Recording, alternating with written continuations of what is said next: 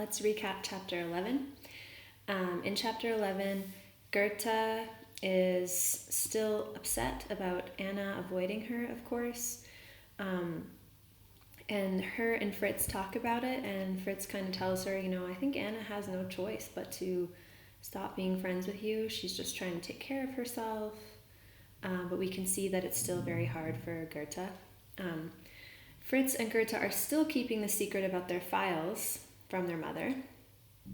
And we find out that Herr Kraus was writing anti-government messages in secret. And the Stasi found out about it. And when Goethe stands up for him, Fritz's old friend Victor, who is now a Stasi officer, grabs her and threatens them both. Okay, chapter 12. Fritz and I agreed we shouldn't tell Mama about Herr Kraus's arrest and the trouble I'd nearly gotten into there. She seemed happier lately, and neither of us wanted to ruin it for her. I can't believe they're hiding another secret from their mom. We're in a routine again, Mama often said at dinner. That is good. But the routine was starting to wear on me. And something about reading the stamped message from Herr Kraus made me want to see my father again. It seemed like something Papa would have said if he were here. The next morning I looked for him as I approached the crowded platform. It was a Saturday, only a half day of school for us, but my least favorite day to walk there because of the Western tourists who often came to the wall on the weekends. They took pictures, brought their binoculars, and stared into our world as if we either needed or wanted their pity. Pity meaning you feel bad for someone because they're in a bad situation. I hated that they watched helplessly but did nothing for us. Why do you think Goethe feels this hatred towards West Germany and tourists looking in on her?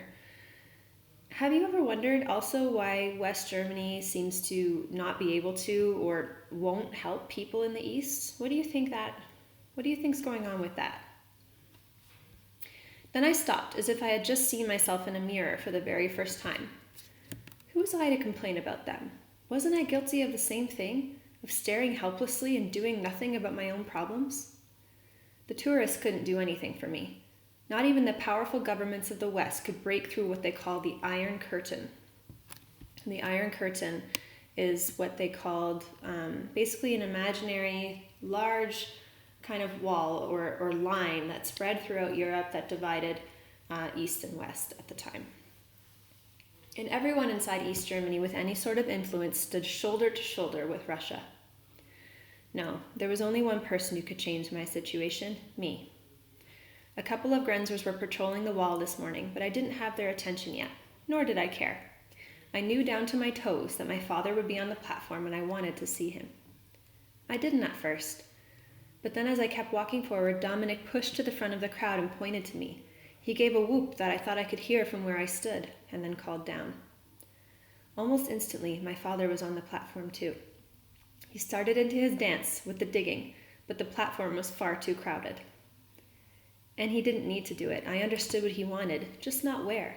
So I counted out 3 long and deliberate paces. Deliberate meaning like very on purpose.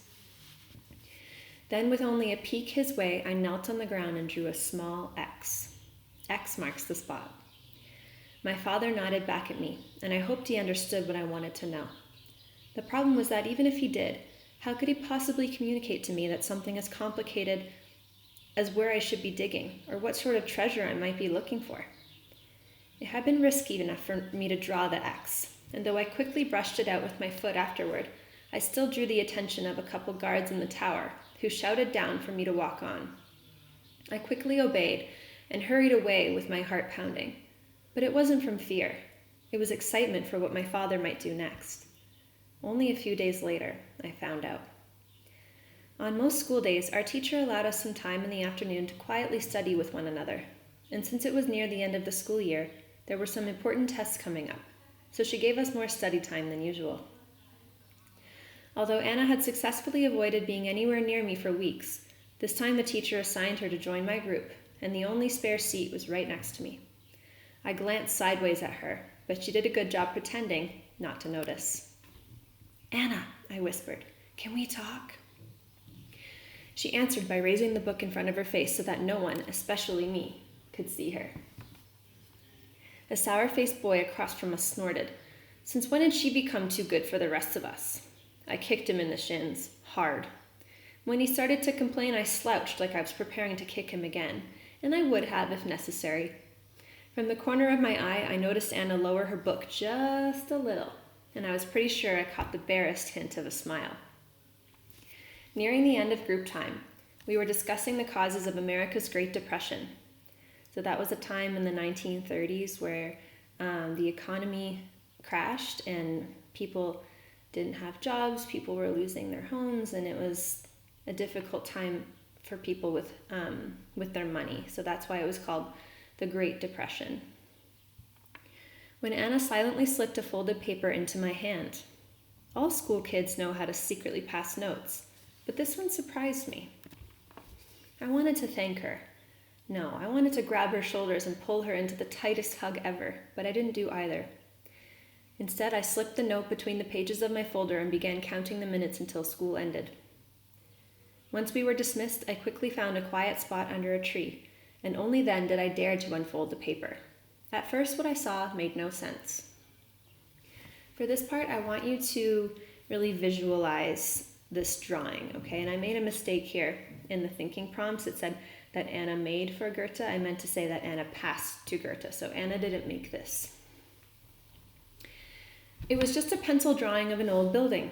Square and made entirely of brick, there were 2 long windows in the front, but with no glass in them, except for jagged pieces in the corners.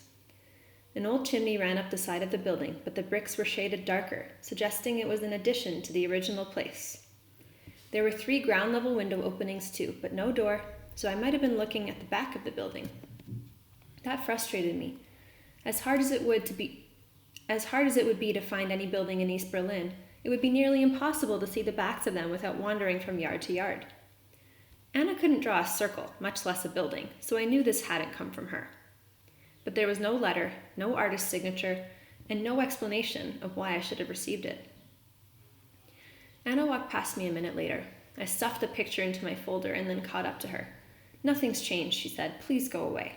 I will in a minute. Just tell me about that picture. I don't know anything about it." But she had to know something, so I touched her arm and said, "Please, Anna, then I'll leave." She stopped, and I saw tears in her eyes. She looked around us, and then in a voice so low I barely heard it, said, "We have family in West Berlin. Someone told them about Peter's death, and they sent us a letter of consolation. The picture was in that letter with your first name on it, but I don't know why or where it came from." It was my father, I was sure of that. And while I was less certain, I thought Dominic might have done the drawing. He used to be artistic, though I had no way of knowing if he still was. I started to tell her so, but she shook her head and cut me off and said, "Don't say anything else, please. You don't want me to know why you got that." "I don't even know." She started to leave, but I added, "Anna, I just want us to be friends." I thought I saw her soften just for a minute. Then her face became stone again until I barely recognized her as the girl I had once known so well. "I hid the picture before my parents saw it," she said, "but you and I both know it means something. I can't do any more favors for you, Goethe. Next time, I will tell someone." Why do you think Anna did this one last favor for her? Do you think she means it? Is this really going to be the last time that Anna helps Goethe? I backed away to let her leave. If she suddenly pulled a mask from her face, revealing a Stasi officer in disguise, I wouldn't have been any more surprised than I already was, because that's who it felt like I was talking to. And who knew? Maybe I was. This makes me think here, this thought that she had, is why do you think she's becoming so mistrustful of people? She's saying that she wouldn't be surprised if her best friend happened to be a secret police officer. I looked at the drawing one more time before setting off for home. Well, not directly home. Somewhere in East Berlin, this building was waiting for me. I needed to find it, and that's where I would dig.